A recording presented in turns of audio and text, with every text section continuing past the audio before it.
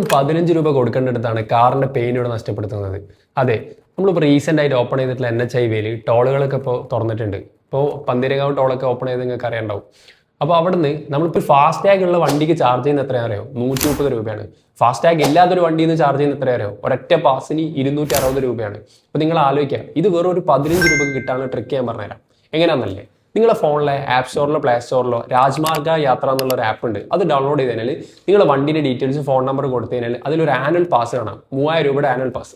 അത് എടുത്തു കഴിഞ്ഞാൽ നിങ്ങൾക്ക് ഒരു വർഷം 200 ടോളുകൾ നിങ്ങൾക്ക് കവർ ചെയ്യാൻ പറ്റും. അങ്ങനെ വരുന്ന സമയത്ത് വെറും 15 രൂപ നിങ്ങളുടെ കയ്യിൽ നിന്ന് ഈടാക്കുന്നുള്ളൂ. അത് മാത്രമല്ല, വെറും 30 രൂപ കിട്ടുന്ന ഒരു വഴിയും കൂടെ ഉണ്ട്.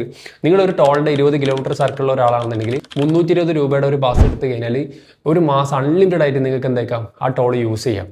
അപ്പം ഇത്രയും ചെറിയ രൂപയ്ക്ക് വേണ്ടിയിട്ടാണ് വലിയ പൈസ നിങ്ങൾ മുടക്കേണ്ടി വരുന്നത്. അപ്പം ഈ ഒരു ടോൾ നിങ്ങൾക്ക് കിട്ടാനായിട്ട് നമ്മൾ കമന്റ് സെക്ഷനിൽ പോയി ഒരു ടോൾ എന്ന് കമന്റ് ചെയ്താൽ ഞാൻ നിങ്ങൾക്ക് DM ആയിട്ട് അയച്ചുതരാം.